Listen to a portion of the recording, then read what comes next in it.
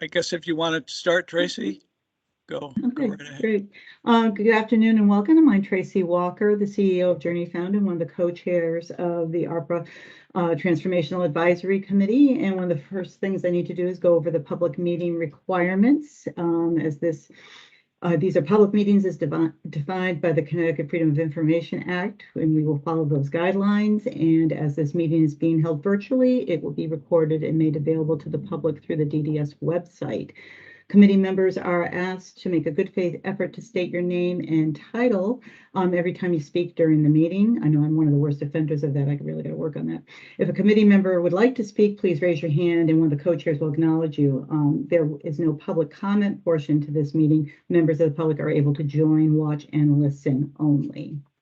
And with that, I believe everybody received the minutes from the October 18th meeting. Was there any comments or revisions to the minutes?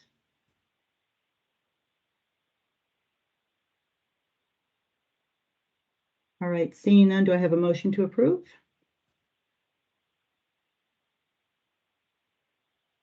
So moved. So moved.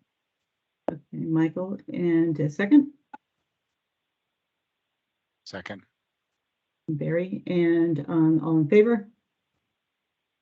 Aye. Aye. Any opposed? All right, the minutes of October 18th are approved. And with that, I'm going to turn it over to our Deloitte consultants. Thank you, Betsy Bella with Deloitte.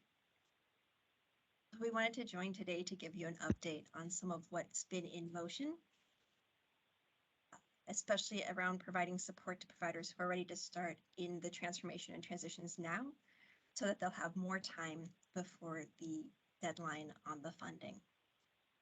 We'd also like to ask for your input on some draft materials. We have sessions set up with staff from the regional offices this week also to get their input on these pieces. As a reminder, or for anyone who wasn't able to attend last time we joined one of these meetings, Deloitte, under guidance from DDS, is identifying transformational options and would develop a model and template providers can use to develop their organizational change plans. Right. Providers can also start focusing on programs, approaches, and reimbursements currently available.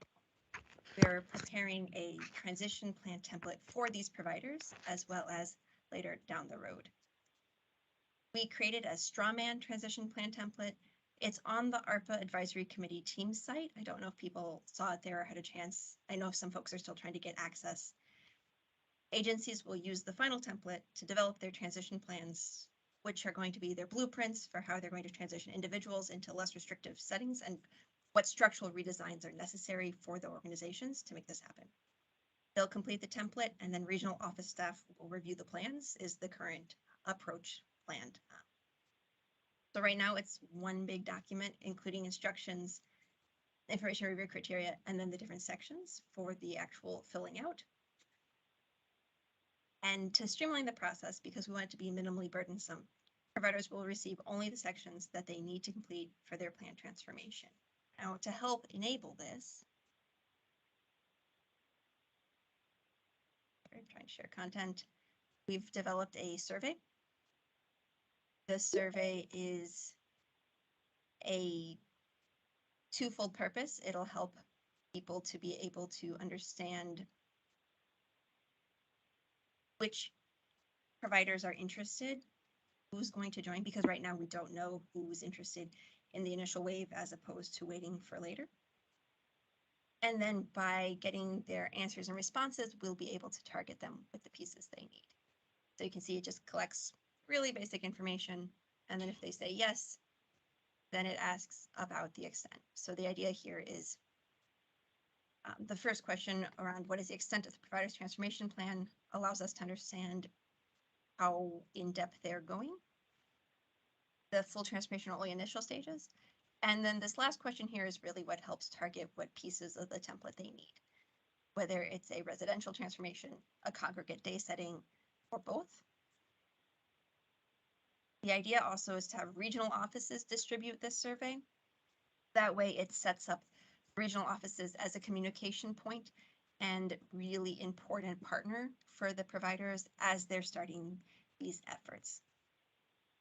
So we'd value your inputs and thoughts on this survey. You know, do the questions make sense? Do you think that providers would be able to complete this easily? And if you have any suggestions on how to make it more useful or user-friendly. I'll pause there. Okay, this is Tracy Walker again. It looks like Kevin Bronson, you have a question? Yes, Kevin Bronson, DDS, and I'm for some reason having issues with my camera. But I just wanted to see if I know the 3 documents I made suggested edits, and I don't know if they were sent to you at all. Keith. Not yet, but we look forward to seeing that. Betsy Bella Delay, we look forward to seeing them. Okay, thank you. Because This is Tracy. Kevin Bronson again, I should mention I made them on all of the documents that you sent. So. Tracy Walker again. Is there someone else that has a question or comment?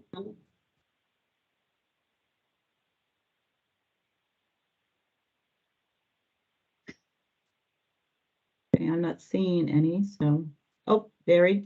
So, yep, Barry Simon O'Kill.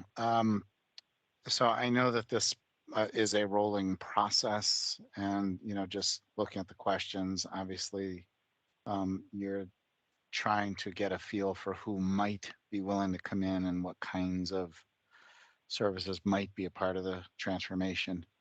I know we've been having a separate conversation about rates and rate structure, but for this, think about how I would fill this out. Am I willing to redesign, congregate settings? Am I willing to restructure congregate settings? Am I willing to restructure the entire agency? I believe if I knew what we were restructuring for and to, and what are the service options that we might get reimbursed for, I would answer this in, very different ways. So it feels to me like there's a little bit of chicken and egg going on here. This is a little bit of, ready, fire, aim for me, is how I'm taking some of this process. So this is Peter Mason. If I'm correct, I think this is for those that want to do the initial phase. This is for those for the first phase, Barry. I think what you're asking for is is for the second phase. So what we're trying to find out is how many agencies want to go in the first phase, to see, so that we have an idea of what the interest is at this point. And that would be using our current structure. This is Tracy Walker again, and I see you, Michael. I'll let you go in just a second. I think, Peter, there may be some, and I don't even know if confusion is the correct word, but maybe a lack of information. I don't even know that people understand there's phases, and and what that actually means. So maybe that's something that we need to communicate further on. As well as some of the things that Barry was talking about. But I don't get a feel from the provider community that that's clear for people. This is Peter Mason. That's a good point. I think, that's one of the things we're looking at in terms of the transformation just document. We want to make sure that gets out, and then we will do the survey.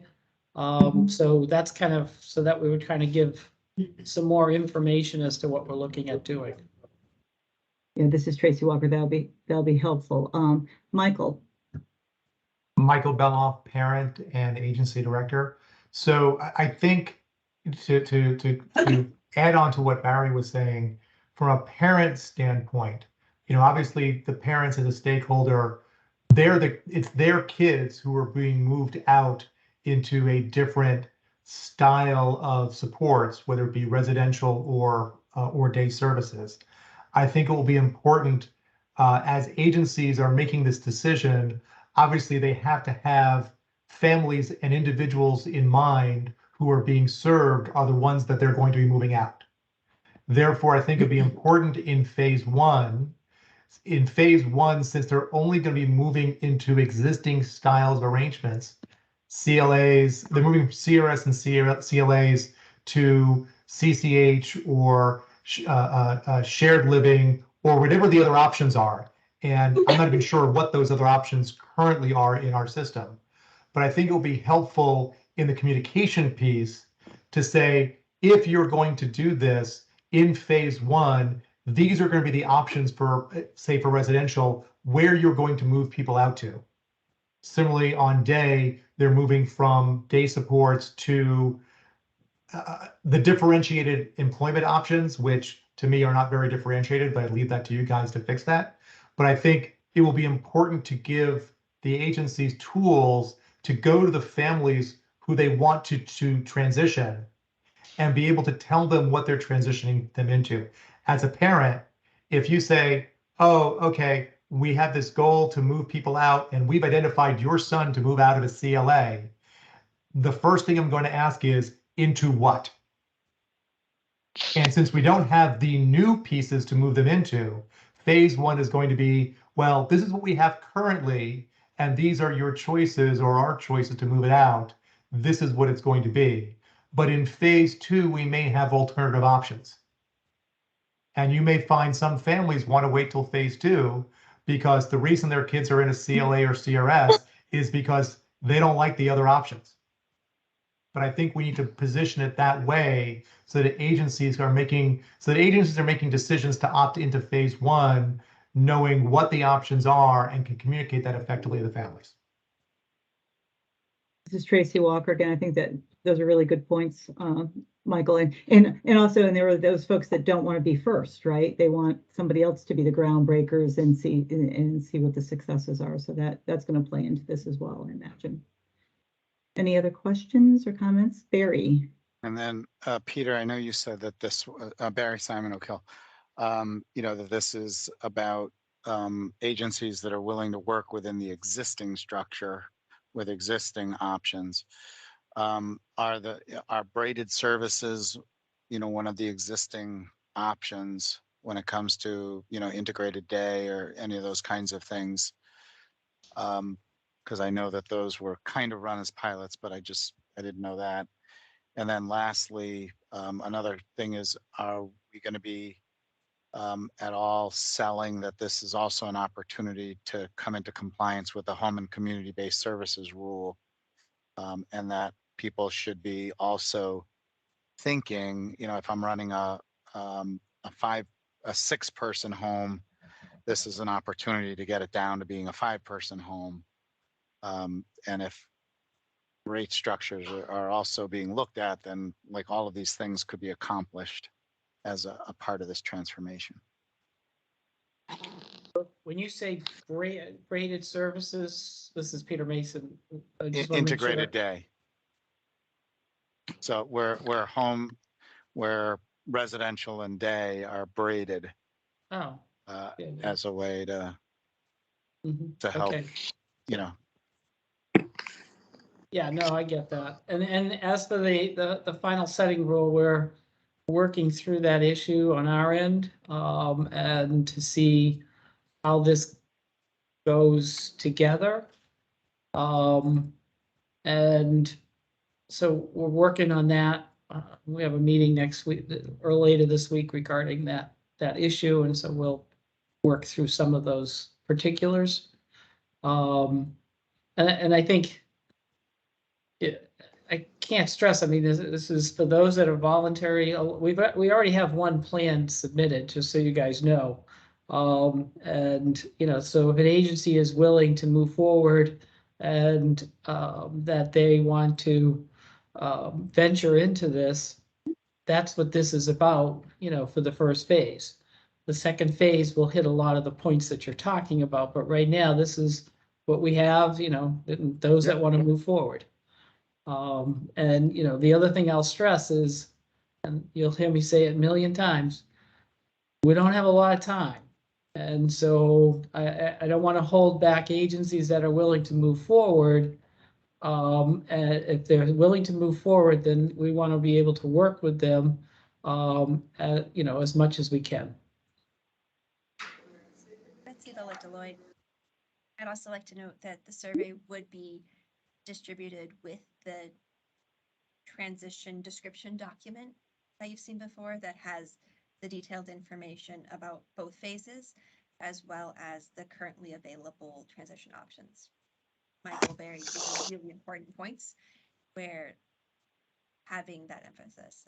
I think there's also an opportunity maybe in the survey or maybe in the email that goes with the survey to emphasize the importance of, make sure you are talking to people who receive services, families, other stakeholders, as you consider which phase to join. Because yeah, you don't want them to try to jump into phase one if families aren't ready. Won't get very far. This is Peter May. Betsy, can you turn up your volume a little bit, or maybe it's just me? It seemed. Oh, this is Tracy Walker. I'm glad you said something because I thought it was just me, Peter. Yeah, it's a Maybe little I'll just difficult to get a hear little you. closer to the mic. Is that better? Yes. Okay, I can project some more.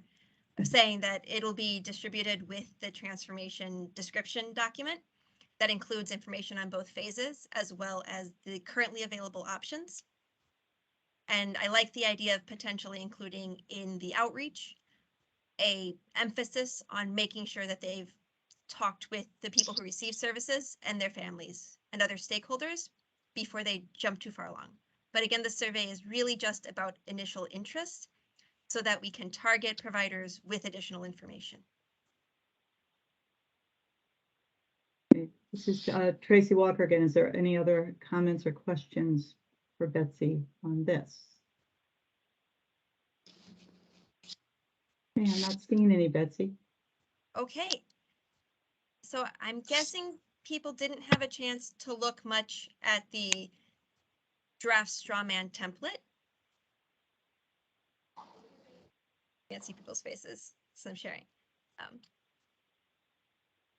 And so we thought that we'd spend a little time orienting people to the document because we would like there to be a chance for you, if you have interest and availability, to provide thoughts and feedback on it while we're in this input gathering stage. I do want to flag it's a rough draft. You'll see pieces that are waiting for feedback before they get fully completed. And I also want to emphasize that this is just for that initial phase.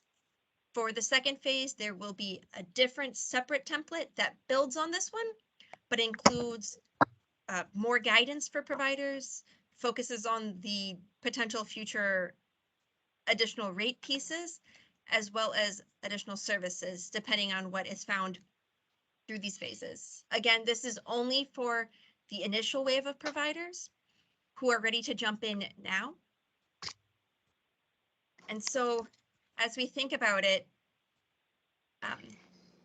for your context, providers will receive and complete an electronic version of the template across multiple documents.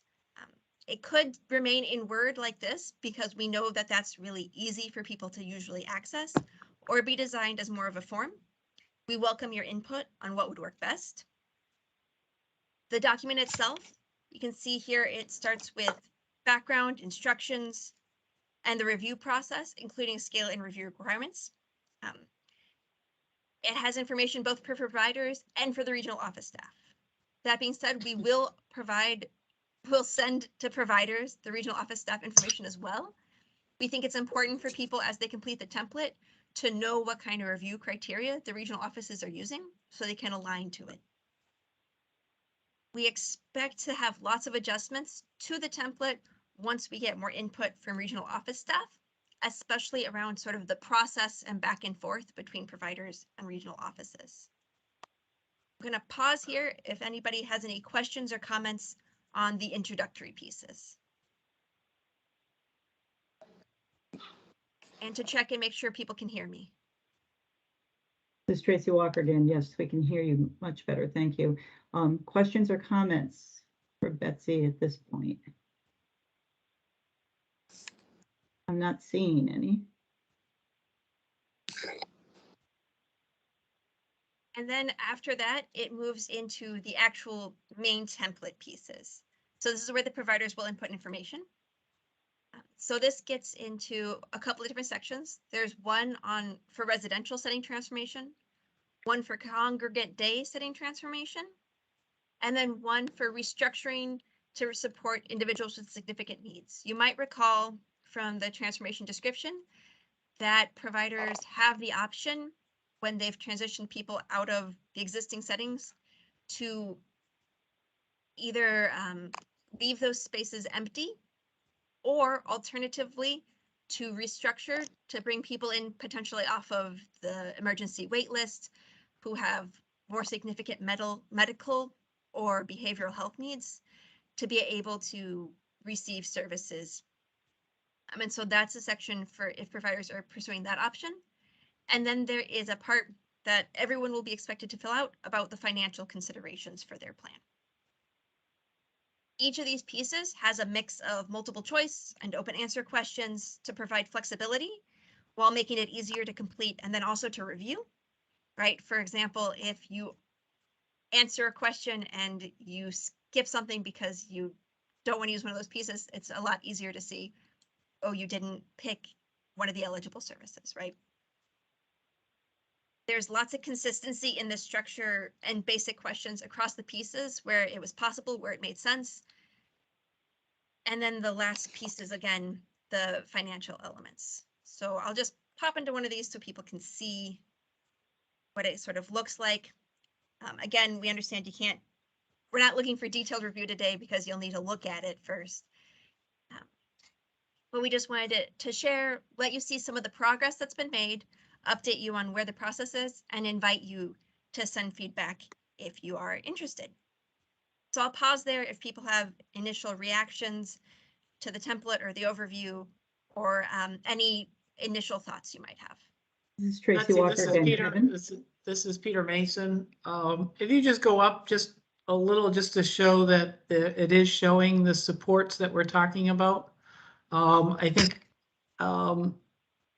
think Barry's issue about the braided supports, we'll have to figure out how to put that in there. So, but that should also be part, so. Absolutely. This is Tracy Walker again. Kevin, you have something? Yeah, Kevin Bronson, DDS, and Betsy, I emailed you my edits, but I figured this was an opportunity to mention something that in my edits I had a question on, and it was if you scroll down a bit in part B to 2DI, no, sorry, section 1 to number 2. DI. It talks about nope, right there. It says wait, is this the same? Hold on. Sorry. You're probably, no, I know what you're talking about. In the residential section, it says licensed / qualified. Oh, no, it's in the note right here. Sorry. It says if the agency is not currently qualified for the plan program, please contact the primary region office to discuss before plan submission. Discuss what? To discuss really to discuss, right? So discuss both in terms of, is that going to be an appropriate program for the agency to pursue? And then also secondfold, if they are pursuing it, how they plan to become qualified. It's just a suggestion is that you utilize that language a couple times, and I think you need to expand on it a little more. Perfect, we will. This is Tracy Walker again, and there's a question in the chat about where people can access the draft. Keith, I believe it's on our shared team site. Is that correct?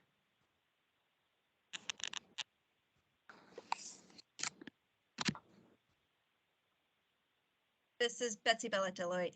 Yes, it's on this shared team site. Yep. I'd invite people to, if you want to use track changes or comments, you can actually edit directly there. You can also download and use track changes and comments and send, or you can send us, thoughts in an email. I'll put my email in the chat as well. Tracy Walker again, thank you. Any additional comments or questions at this point? I don't believe I've been added to that team site yet. At whoever's nearest convenience, if I could just be added to that so I could better review these documents in the future, that'd be great. Okay, and you are? Joseph Carvalho, DDS. Thanks. Thank you. Okay, it's Tracy Walker again. Betsy, it looks like we're free to move on. Yes, thank you all for your attention. We look forward to your feedback, both on this one, and then again, there will be additional opportunities as we move into the second round of providers. All right, it's Tracy Walker again. Thank you so very much. We look forward to hearing more. Updates from the committee co-chairs. Who is going to speak about residential? I'll do the residential. We have, we met last time, and the previous one, we talked about issues from the individual's perspective. This time we met and we came up with issues regarding from the provider's perspective. And some of the concerns, let me just, oops, I can see, had to do with a lack of security deposits if you're going into your own apartment, and lack of funding for furniture, or not enough funding for furniture. One of the issues that they talked about had to do with moving from a CLA to an alternative setting, had to do with personal needs allowance. And moving, when you're in a CLA, there's you get your benefits, your Social Security or SSI, and right off the top comes out the personal needs allowance. And then if there's not enough for room and board, there's a state supplement that offsets that. And so the concern here is that there's no mechanism right now for the IHS piece to this. And so we're going to be taking that back and see if there's something that the department can do to try to review that and see if there's any things that can help ease some of that stuff. Because basically what happens is most of their money then goes to rent, and some of it they may not have enough money for food, and so of course we don't want that to happen. Looking at Meals on Wheels and how that can be configured into individuals' budgets. Looking at covering the startup costs for starting with training and additional resources to get a program up and running. Let's see, had a lot to do with some of the processes. So in terms of assistive technology, how do these work with our HRC, our human rights committees, and getting those through the committees in a timely manner. So we're looking at that. There's the lack of transportation. They're looking at what they want to know what the clear approval process is for the plan and the incentives. And hopefully that will be explained as we move forward. Let's see, a lot of questions regarding will the incentives be considered subject to revenue retention rules. And as we said that in terms of DDS, we look at these as outcome payments, but as such, they also do have to conform to the OPM cost standards, and if there are any guidelines in terms of revenue retention. They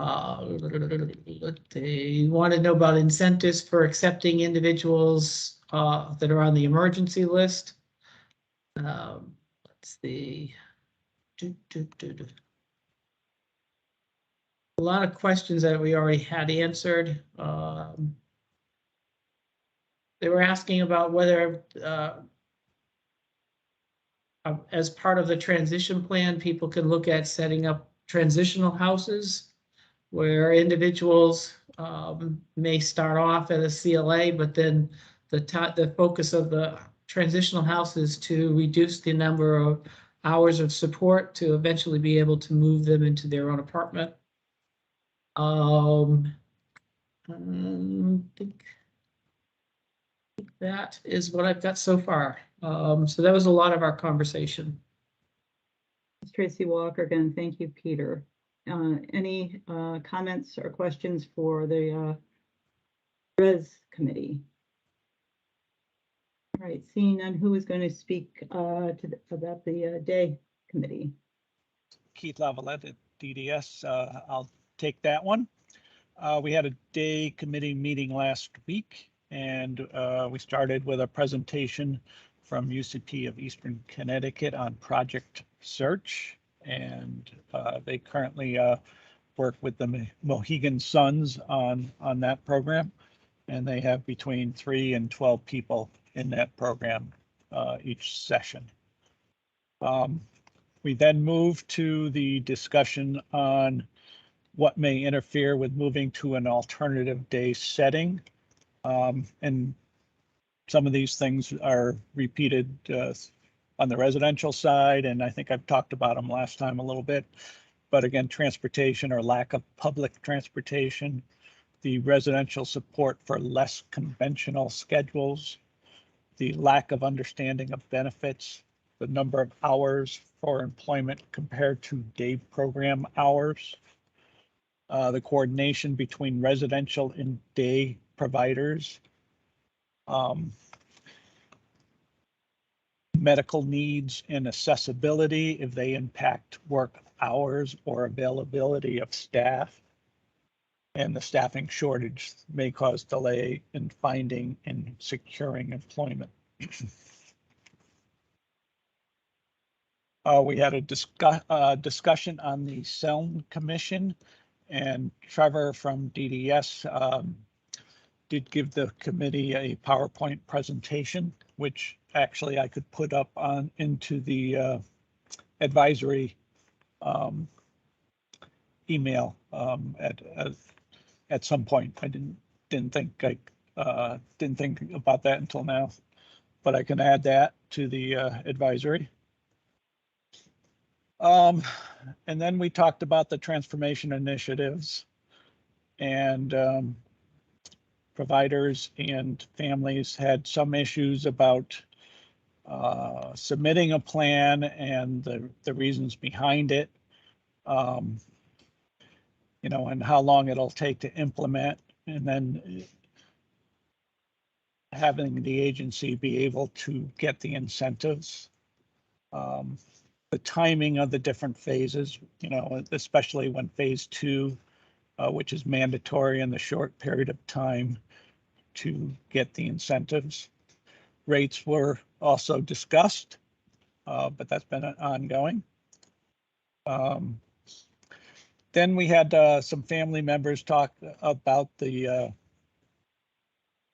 GSC program and the decrease in the number of GSC programs, and the concern that for a certain population, that program is a good program, and some family members feel that the alternative is only DSO, and they're not able to go into an individual employment type program. So they were concerned with the decreased number of GSC programs and the potential 14C elimination.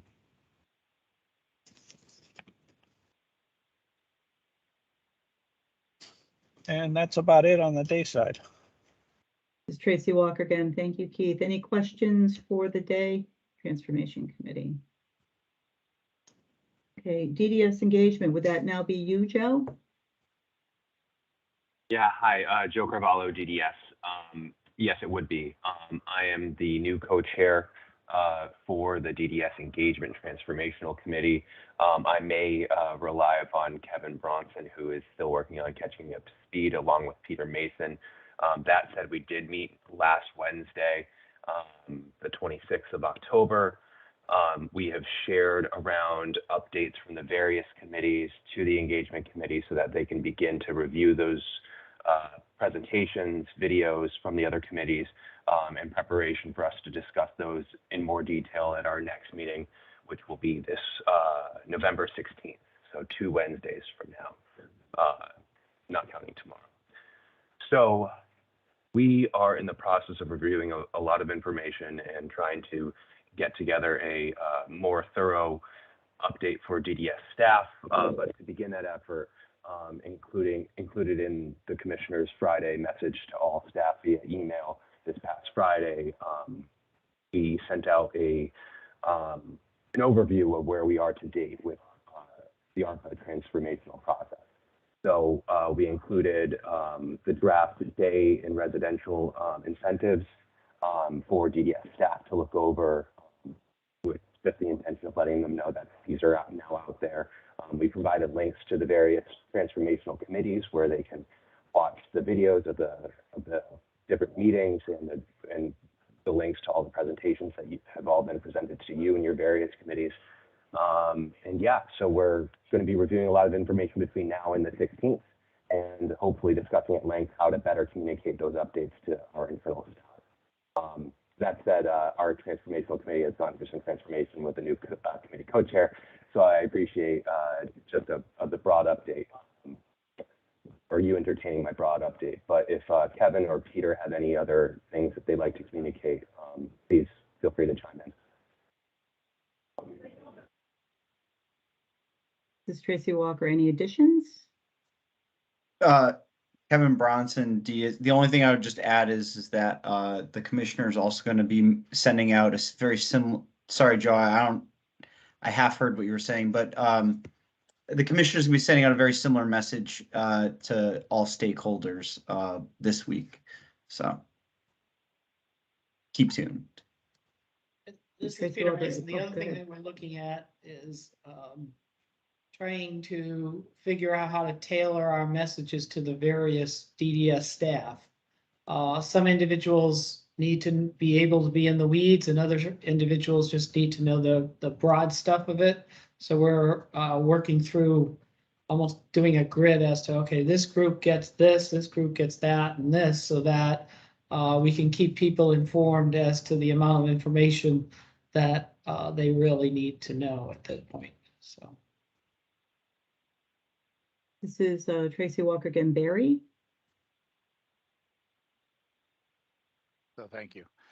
Barry Simon O'Kill. I guess this is the second or third time I've heard that communication is happening around the incentives, or that's including the incentives. And I know we as a committee talked about alternatives to incentives that might help the system transform, and that there was a possibility of doing both incentives and some alternatives. And I didn't know whether those were still on the table or whether the train left the station. And so what we talked about is now not happening. This is Peter Mason. I think maybe I got that wrong, but I thought the alternative piece that we were looking at would be for the second phase and not for the first phase, since we already have this in motion and trying to get this moving forward. But as we go into the second phase, have it a little bit more broader. That's kind of what I thought we were trying to move forward. Okay. If that's the case, as long as, you know, I guess as long as using the dollars in an alternative way to help facilitate transformation, you know, is still on the table, that's great. Yeah, I mean, and it would be great for us also if you have things in mind to give us an idea of what that would look like, so that we can start trying to formulate that stuff. You know, right now we're trying to get to the first phase, and then we can. Yep. No, and I will say all my ideas are second phase ideas. So, you know, it's hard to, and they're all kind of interconnected and interrelated. So. Right. Okay. And this is Peter Mason. I forgot to say in our residential, we're going to have Barry come to our next meeting to discuss the DMIS programs and stuff, so we can get a better idea of that. Forgot to put that in there. So, Peter, it's Barry again. Can I get an invite just so that way I can get signed in? Yes. For whenever that meeting is. So Thanks. I think we said it was the 17th, I believe. That, Joe Carvalho, DDS, the next engagement committee. No, this would be for the residential. I believe it's this, it's 2 weeks from Thursday, so. So 17th at what time? We usually meet around 2 o'clock. 2 o'clock, I'll send it to you. It's like 2 o'clock. I'll send that to you today. Great, thanks. Okay, this is Tracy Walker again. Anything else for the DDS engagement? Seeing that, who is going to talk about the Individual and Family Engagement Committee? Hi, this is Greg McMahon, DDS. I'll report on that committee. We have completed our process of education, essentially of the elements of the incentives, what type of programs are being incentivized. So we've completed that, and we, in our last meeting, completed the training on diversity, equity, and inclusion by Dr. Ellis. For our next meeting coming up, we're reviewing the day incentives and the moving on transformational document with our group. And we'll be continuing to moving forward with other transformational documents as they come forward to review with the committee, get their feedback. We're also gathering, working on gathering, as is this committee, issues and questions that families feel they would have about the documents we're presenting and the transformation and things they think they would need. So including the list that's gathered here as we meet, we'll be continue to expand on that with our group.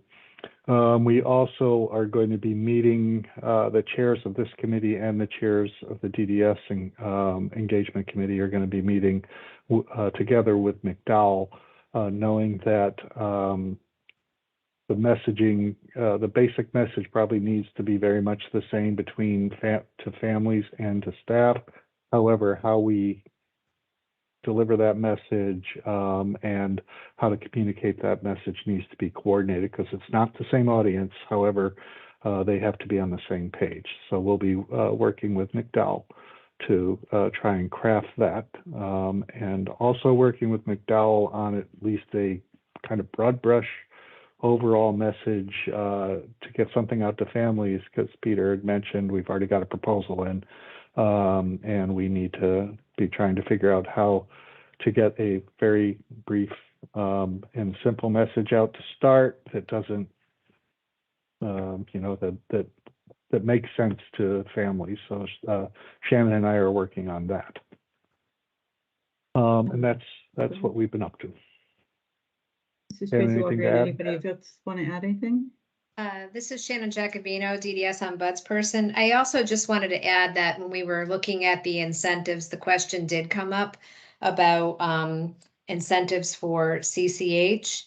I know that there are some challenges in being able to accomplish that, but I think there was a feeling that there needed to be, a structure for incentivizing CCH. There was also a question about incentivizing, how can we incentivize individuals and families who may want to self-direct and, with the understanding that people couldn't receive a financial incentive in the form of a payment, but the idea of maybe assisting with security deposit or apartment setup or, other types of things might be considered. And so I think it was important to note that. Tracy Walker, thank you. Any additional comments or questions for the Individual and Family Committee?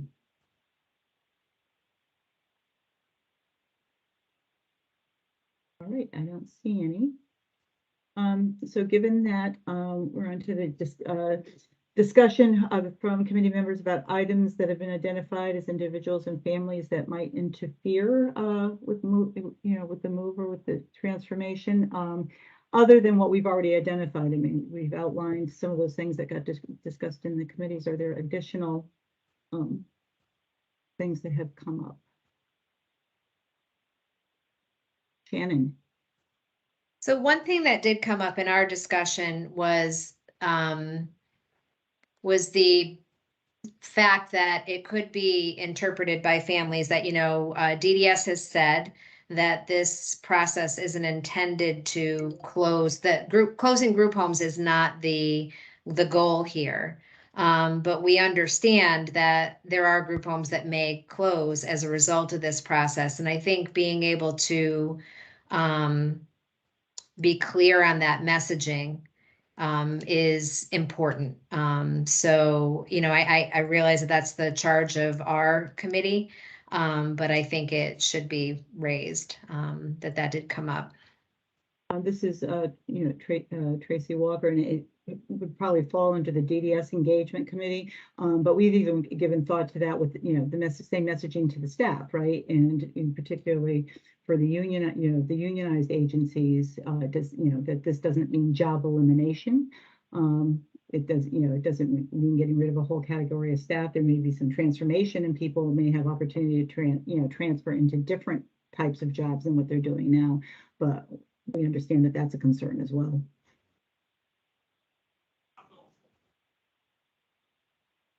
Still, Tracy Walker, are there other discussions that have come up about challenges or barriers that haven't already been there? I am not seeing any. Well, this is Peter Mason. So Yep. what I'll try to do is to get the list out that providers have identified and what individuals have, so that all the committees have that. And then start to work through the process of how do we address those issues. I'm not confident we can address all of them, but we should be able to handle a lot of them. And how do we do that and work through the system? So I'll get that to you guys. This is Tracy Walker again. Thanks, Peter. That'll be helpful. Moving right along, the transformation description draft document. Yeah, I just put that on. We've been meeting with different groups and getting feedback. If anybody has any other feedback, just get that to me. We're looking at trying to finalize that. I've got all the comments that everybody's made. So if we can get a final piece and then share that out. Once again, time is an issue, so we're trying to work through this process as quick as we can. Tracy Walker again, do you have a date you need that feedback by, Peter? As soon as possible is my date. That's not a real date, Peter. How about by Friday? November 4th. Yeah. This is Tracy Walker again. Does anybody have any questions or comments for Peter on the document at this point? All right, update on the communication consultant. So we have been, this is Peter Mason. We've been meeting with McDowell. We've come up with a scope of work that we've finalized.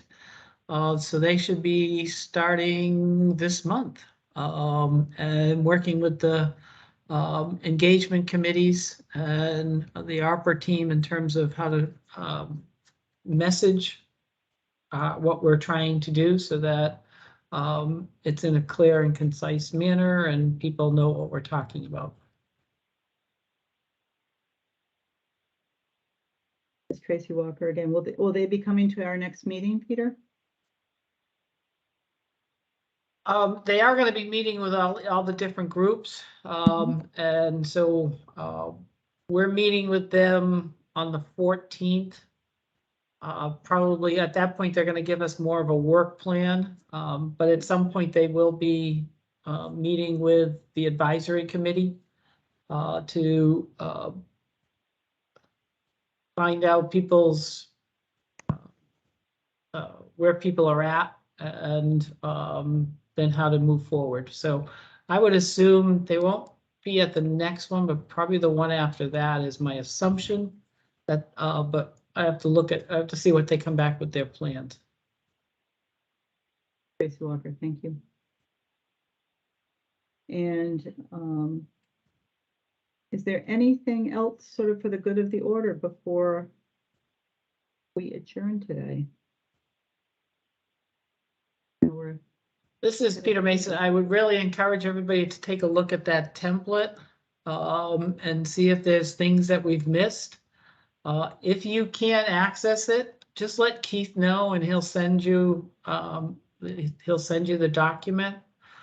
You know, we want to make sure that we hit all the different various points, and you know, we're trying to be as open and transparent as possible. So we want to make sure, you know, everybody gets their say. We do have a couple of sessions with feedback sessions with DDS staff. So if you have any input, now's the time to do it.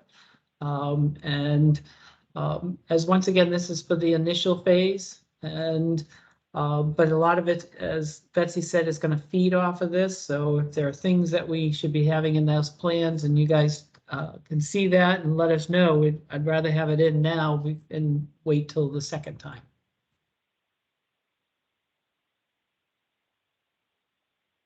This is Tracy Walker again. Anything else before we adjourn for today? This is Keith Lavalette, DDS. Kathleen Stoffer, once we adjourned, if you can stay on just for a minute, I have a couple questions for you. Sure, absolutely. This is Tracy Walker again. You're being held after class, Kathleen. I'm sure it's not the first time. I'm also sure I'm guilty. So, The only other Tracy thing, Walker. this is Peter Mason, the other thing is that we're trying to work, as I said, we're trying to work through the final setting rule. DDS has an approved final setting rule, and that, you know, that's been shared years ago. And I know that they're working on how to move forward with it. I'm not too sure the different pieces to it, so that's why we're trying to meet on our end to see whether these should be combined, not combined, does it make sense, and all that kind of stuff. So hopefully by the time we have the next meeting, we could give a little bit more update to that. Tracy Walker again, thank you. So Keith, all the links today and moving forward were fixed when you went through it this last time? Keith Lavalette, DDS. Yes, we have a new link going forward. It's the same one for every meeting, and through the end of January. So we should be all set. Tracy Walker again. Barry, you had something else? Yeah, just Peter, Barry Simon, O'Kell, Peter. The final settings plan, rule plan that DDS has from a couple of years ago. I know you can get it by going on the CMS website, but you may want to post it on the DDS website. Yeah, just to be, it's an easier way for providers to get to it if they're wanting to look at it. Yep. Okay, that makes sense. Tracy Walker, yeah, thank you for that, Barry. Makes a lot of sense. Anything else? Okay, our next meeting is November 15th. And this is Peter Mason. So November 15th, I will not be here. So it will be up to the committee whether they want to go without me, which is fine, or you want to. Or we can all go with you. I'll come up and babysit with my granddaughter. It's a retired thing. That's right. I'm sure she would love all the company. So we can probably send out what people want to do. They can do a pool or a survey or whatever. Yeah, this is Tracy Walker. Yeah, that would be a good idea. Thank you for that. All right, maybe fourth time's a charm. Anything else before we adjourn? All right, thank you everybody for your time. Thank you.